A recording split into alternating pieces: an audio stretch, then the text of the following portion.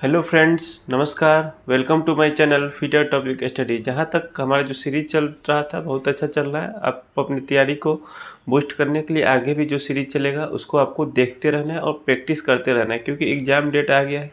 Result तो आना ही है। रिजल्ट तो जब आए 1-2 दिन में आ ही जाएगा, इसलिए अपने तैयारी को कंटिन्यू रखें और सेट वगैरह लगाते रहें, जिसमें से आपको इससे क्वेश्चन ज़रूर मिलते होंगे, है ना। तो चलते हैं, देख लेते हैं फटाफट बिना देरी किए। तो थोड़ा सा एक मोटिवेशन के रूप में स्टार्ट करेंगे, जिससे कि हम लोग का मन लगता रहे आगे पढ़ने में। देखिए, समय और शिक्षा का सही उपयोग ही व्यक्ति को सफल बना देता है। 1 महीने आप जम के तैयारी कर लेते हैं तो फिर आपके पीछे पीछे लोग घूमेंगे, नहीं तो आपको फिर किसी और के पीछे पीछे घूमना पड़ सकता है। इसीलिए यही टाइम है, आप अपना तैयारी कर लें अच्छे तरीके से। तो चलिए, पहला क्वेश्चन है, शानदार तरीके से स्टार्ट करते हैं सेशन को बिना टाइम गवाए। तो देखिए, कह रहा है कि जिन जॉबों की 2 संलग्न भुजाएं 90 डिग्री के कोण पर फिनिश हो, उन पर मार्किंग करने के लिए निम्न में से किस विधि का प्रयोग किया जा रहा है। कहा जा रहा है कि 2 जॉब है ना, और 2 भुजाएं फिनिश है, मतलब कि एक ऐसे है, 2 जॉब होगा। ये दोनों क्या है, ये दोनों 90 डिग्री में है। तो इस जॉब की मार्किंग करने के लिए आप कौन सी विधि का प्रयोग करेंगे। तो ऑप्शन देख लेते हैं क्या क्या ऑप्शन है। ऑप्शन ए है centre line method, option B है डेटम लाइन विधि, ऑप्शन सी है टेम्पलेट विधि, ऑप्शन डी है उपरोक्त में से सभी। तो जिसकी 2 भुजाएं संलग्न होती है तो उसमें किसका प्रयोग करते हैं, डेटम लाइन मेथड का प्रयोग करते हैं। और सेंटर लाइन कहेंगे कि ऑप्शन ए वाला किस में करते हैं, सेंटर लाइन मेथड, तो जिसकी चारों भुजाएं अनियमितकार हो, इस तरह की हो, उसमें किसका प्रयोग करेंगे। तो सेंटर लाइन मेथड, एक सेंटर मान लिया जाता है और उसी को रेफरेंस मान के सारी लाइन खींची जाती है। टेम्पलेट विधि में क्या होता है कि एक टीन का प्लेट कटा होता है टेम्पलेट के रूप में, और उसी से सारी मार्किंग जो है वो की जाती है। यही हो जाता है आपका टेम्पलेट मेथड। चलिए, इसका ऑप्शन हो जाएगा बी। वीडियो आपके लिए बन रहा है तो आप इसको देखिए और लाइक वगैरह ज़रूर करें, है ना। नेक्स्ट हमारा हो जाता है प्रश्न, कह रहा है 122 नंबर कि वाइस के मूवेबल जॉ स्पिंडल को घुमाने पर भी नहीं चलता है। मूवेबल जॉ के जो स्पिंडल होता है वो घुमाने पर भी नहीं चलता है, इसका कारण क्या हो सकता है, इसका क्या कारण हो सकता है ना। तो ऑप्शन है फिक्स मूवेबल जॉ अत्यधिक टाइट है, टाइट रहेगा तो भैया घूमेगा कैसे, है, घूम तो रहा है, स्पिंडल तो घूम ही रहा है। कह रहा है कि स्पिंडल की पिन टूटी हुई है, स्प्रिंग कार्य नहीं कर रहा है। ऑप्शन डी कह रहा है इनमें से कोई नहीं, तो घुमाने पर भी नहीं घूम रहा है, तो इसका कारण हो जाता है कि स्पिंडल की जो पिन है वो क्या है, टूट गई है पिन। चलते हैं नेक्स्ट प्रश्न की तरफ। नेक्स्ट प्रश्न हमारा कह रहा है 123 नंबर, व्यक्तिगत सुरक्षा कौन सी है, व्यक्तिगत सुरक्षा कौन सी है। तो ऑप्शन ए है मशीन को साफ करें, अपने काम पे ध्यान दो। सी कह रहा है गेंगवे और फर्श को साफ रखना। ऑप्शन डी कह रहा है टूल्स को उनके उचित स्थान पर रखना। देखिए, मशीन को साफ करना ये तो मशीन से हो जाएगा, ये तो होगा नहीं। गेंगवे और फर्श को साफ रखना ये भी नहीं हो जाएगा। टूल्स को उनके उचित स्थान पर रखना ये भी नहीं हो जाएगा। लेकिन अपने काम पे ध्यान दो, ये किस में आ जाता है, पर्सनल सेफ्टी में आ जाता है। और ये प्रश्न आपसे हर बार एग्जाम में पूछा जाता है। आप गलती कर देते हैं, लेकिन आज के बाद गलती नहीं करेंगे। चलते हैं दोस्त नेक्स्ट प्रश्न की तरफ।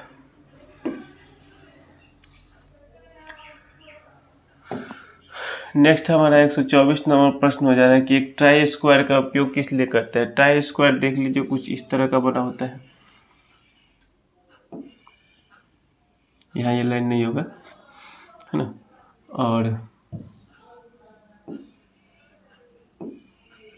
ये आपका हो जाता है स्टोक, ये भाग हो जाता है ब्लेड। ये कास्ट आयरन का बना होता है ज़्यादातर, है ना। पूछा जाता है कि ट्राई स्क्वायर के कितने भाग होते हैं, तो 2 भाग होते हैं। ये भी पूछ लिया जाता है कौन कौन होते हैं, तो स्टॉक और ब्लेड होते हैं, है ना। तो ट्राई स्क्वायर का उपयोग किया जाता है, देखिए।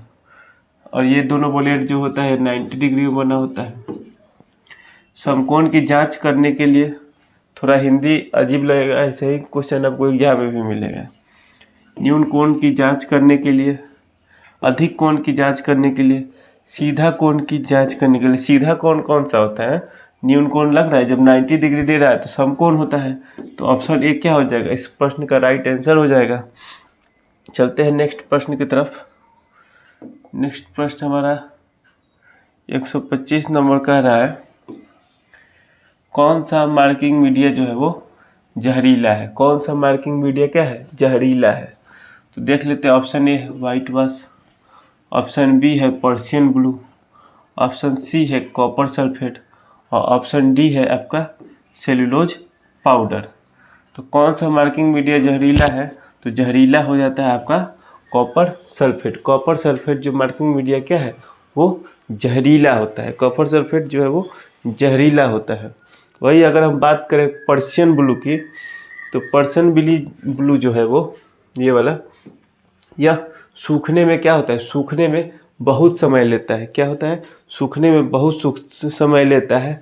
और जो बात है सेल्यूलोज पाउडर की, सेल्यूलोज पाउडर की ये सबसे जल्दी सूखने वाला मार्किंग मीडिया है। सबसे जल्दी सूखने वाला मार्किंग मीडिया की बात करें तो सेल्यूलोज पाउडर है। और पर्शियन ब्लू सूखने में जो है वो टाइम लेता है ना।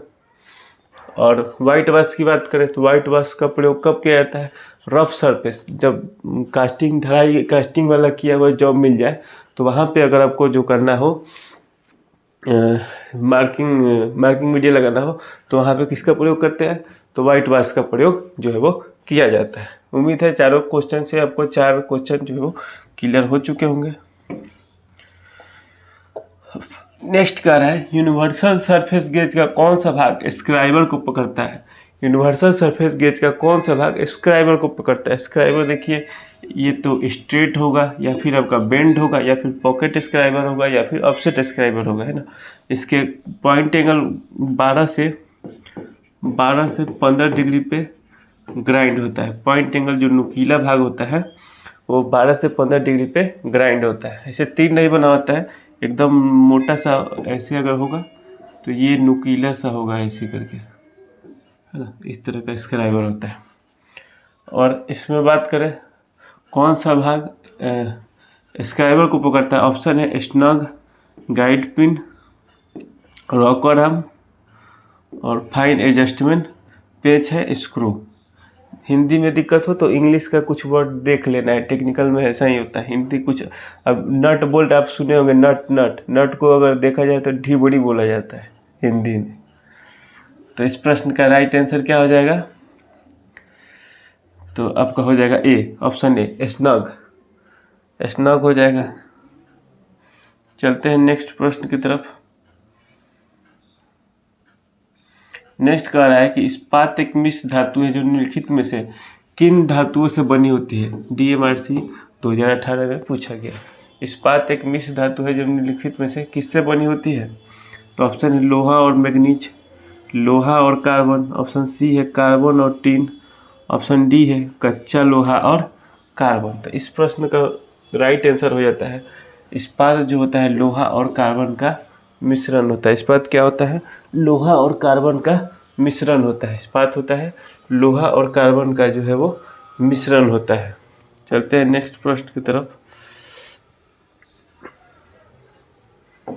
नेक्स्ट प्रश्न हमारा कह रहा है कि वर्नियर बेवल प्रोटेक्टर का न्यूनतम गिनती है।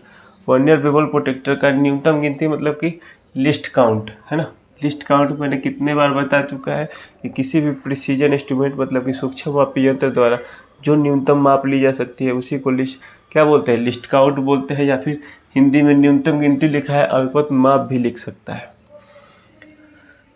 ऑप्शन है 5 मिनट, 5 सेकेंड, 10 मिनट, 10 सेकेंड। तो राइट आंसर आपका हो जाता है ऑप्शन ए 5 मिनट। दोस्त आप लाइक नहीं करते हैं वीडियो में, इतना मेहनत से आपके लिए क्लास रिकॉर्ड करता हूँ, अपलोड करता हूँ, टाइप करता हूँ, है ना। तो वीडियो को लाइक कर दिया करें जितने साथी मेरे देख रहे हैं।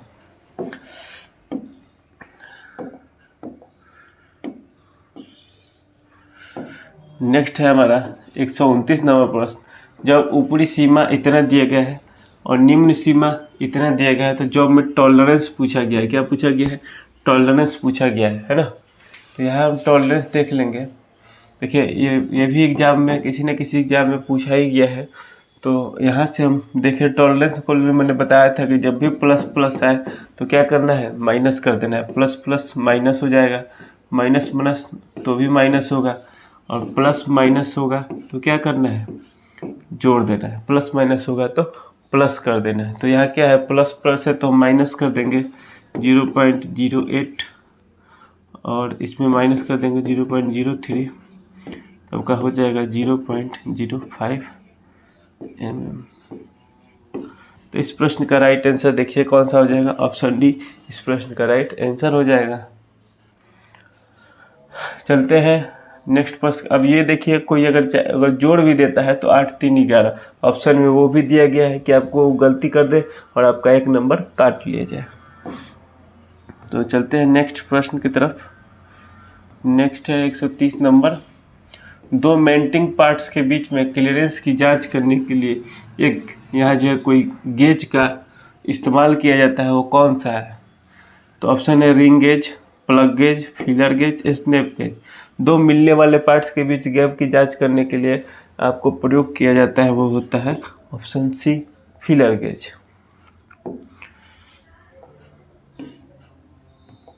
नेक्स्ट हमारा कह रहा है बेंट स्निप का क्या उद्देश्य है। आप सोचेंगे अब स्निप क्या होता है, इसमें बेंट क्या होता है। बेंट मतलब होता है मुड़ा हुआ, और स्निप मतलब एक कटिंग टूल है जो गए होंगे आप लोग बक्सा वक्सा के दुकान पे, तो वहाँ देखे होंगे कि कैंची होता है। तो जो सीधा कैंची होता है वो वही होता है आपका स्निप, स्ट्रेट स्निप है, और जो मुड़ा हुआ है वो क्या है, बेंट स्निप है।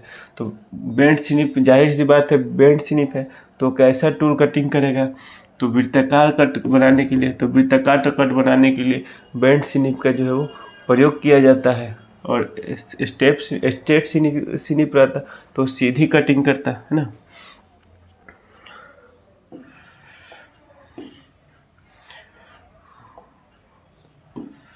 मृदु इस्पात का यंग मॉडुलस क्या है। मृदु इस्पात का यंग मॉडुलस का, ये भी एग्जाम में बहुत बार पूछा जाता है, इसको भी आपको ध्यान रखना है। तो इस प्रश्न का राइट आंसर हो जाता है ऑप्शन बी 210 गुने 10 के पावर 9 न्यूटन मीटर स्क्वायर। ठीक है ना, इसको जो है वो याद रखना है। ऑप्शन 133 किसी पाइप के थ्रेड के प्रकार को कहते हैं। किसी पाइप पे अगर कोई थ्रेड है तो वो कौन सा है ना। ऑप्शन है BSP, BSW, मीट्रिक, एकमे। तो BSP हो जाता है। BSP का एंगल पूछा जाए तो ये हो जाता है 55 डिग्री। BSW भी 55 में आएगा। मीट्रिक थ्रेड 60 डिग्री में होता है। एकमे 29 डिग्री होता है। तो इन सभी को आपको क्या करना है, याद करते चलना है। नेक्स्ट है हमारा धातु के उस गुण का नाम बताइए जो हो सकता है बिना टूटे तार में खींचा गया है। आपको हिंदी कुछ इसी तरह से मिलेगा, बिना टूटे तार के रूप में खींचा जा सकता है। ऑप्शन देख लेते हैं, डक्टिलिटी, टेनासिटी, इलास्टिसिटी, मेलेबिलिटी। तो बिना टूटे तार के रूप में खींचा जाता है वो क्या कहलाता है, डक्टिलिटी कहलाता है। और ज़्यादातर मेलेबिलिटी पूछा जाता है तो पतले बर्तन वगैरह बनाने में या फिर पतली चादर वगैरह बनाने में मेलेबिलिटी का प्रयोग किया जाता है। ये दो याद रखना है, ये दो इम्पोर्टेंट है। कहना है 0.5 mm पिच के स्पिंडल धागे के साथ थिम्बल के एक डिवीजन की स्पिंडल गति क्या है। इसमें अगर 0.5 mm की क्या है, पिच है। और थिम्बल जो ये माइक्रोमीटर में बताया जा रहा है, माइक्रोमीटर में जो थिम्बल होता है, थिम्बल के डिवीजन होता है। थिम्बल पे कितनी लाइनें पढ़नी होती है ये भी पूछ लिया जाता है। तो 50 लाइनें होती है ना, 50 लाइनें होती है। तो एक अगर स्पिंडल 0.5 mm आगे बढ़ता है तो स्पिंडल 5 mm के स्पिंडल धागे के साथ थिम्बल के एक डिवीजन की स्पिंडल गति क्या होगी। तो वो हो जाता है आपका right answer option A 0.01 mm। इसको भी याद रखना है। 50 लाइनें बनी होती है, डायरेक्ट पूछ लिया जाता है तो ये भी आपको याद रखना है। माइक्रोमीटर पूछा जाता है किसका बना होता है, तो एनवायर स्टील का बना होता है। वर्नियर कैलिपर किसका बना होता है, बताइए, वेनेडियम क्रोमियम स्टील या फिर निकल chromium steel. Slotted angle plate में दिए गए स्लॉट का क्या उद्देश्य है? Slotted angle plate, angle plate क्या है? तो कुछ इस तरह का होता है आपका एंगल प्लेट, और इसमें स्लॉट बना होता है, 5-6 स्लॉट बना रहेगा। तो इसका प्रयोग किस लिए किया जाता है? जॉब को पकड़ने के लिए, आसानी से होल्डिंग करने के लिए, वजन कम करने, बाहर दिखाने के लिए। तो अब इसका प्रश्न का राइट आंसर हो जाता है जॉब क्लैंपिंग के लिए, जॉब को क्लैंप करने के लिए स्लॉट बना होता है। नेक्स्ट है हमारा ऑक्सीजन सिलेंडर रेगुलेटर में किस प्रकार का थ्रेड होता है? ऑक्सीजन सिलेंडर के रेगुलेटर में किस प्रकार का थ्रेड होता है? ऑप्शन है एक में लेफ्ट हैंड डबल स्टार्ट या फिर राइट हैंड। तो ऑक्सीजन सिलेंडर में होता है वो राइट हैंड थ्रेड होता है। कौन सा होता है? Option C, option right hand option D में है, तो राइट हैंड ऑप्शन डी हो जाएगा। वही एसिटिलीन की बात की जाए, एसिटिलीन में लेफ्ट हैंड थ्रेड करता होता है। कलर पूछ लिया जाता है तो ऑक्सीजन सिलेंडर का कलर होता है ब्लैक, ब्लैक होता है। और एसिटिलीन अगर है तो मैरून, मैरून ऑप्शन में नहीं हो तो लाल, लेकिन ज़्यादातर मैरून रहता है। तो एसिटिलीन सिलेंडर कैसा होता है? मैरून कलर का होता है। नेक्स्ट है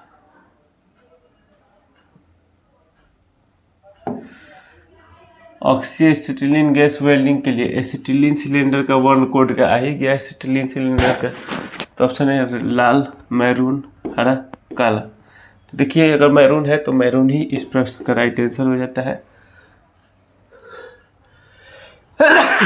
sorry, oxy acetylene gas welding के एसिटिलीन सिलेंडर का वर्न कोड क्या होता है? तो ऑप्शन बी मैरून हो जाएगा।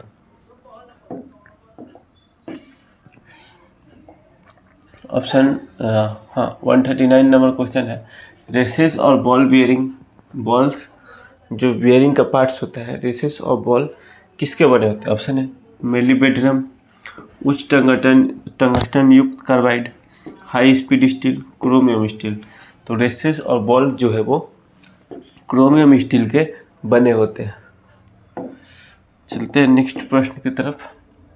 नेक्स्ट और आज का लास्ट प्रश्न है, वीडियो आप लोग लाइक नहीं किए होंगे तो दोस्त लाइक कर देना है, अपने दोस्तों के साथ शेयर भी कर देना है।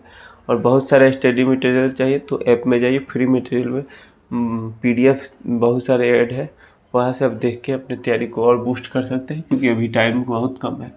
किस पावर ट्रांसमिशन में स्लीपेज होते हैं?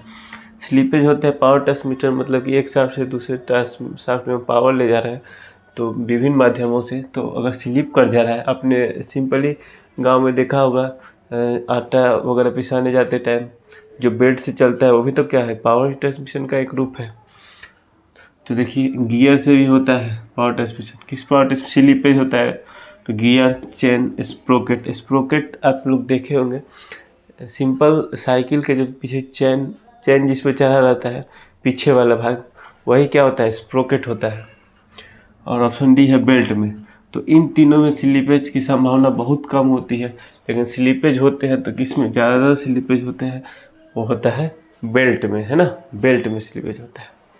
तो आज के लिए इतना ही, मिलते हैं कल फिर नेक्स्ट वीडियो में। तब तक के लिए वीडियो को लाइक कीजिए और चैनल पे नया है तो चैनल को सब्सक्राइब कीजिए। वीडियो देखने के लिए बहुत बहुत धन्यवाद।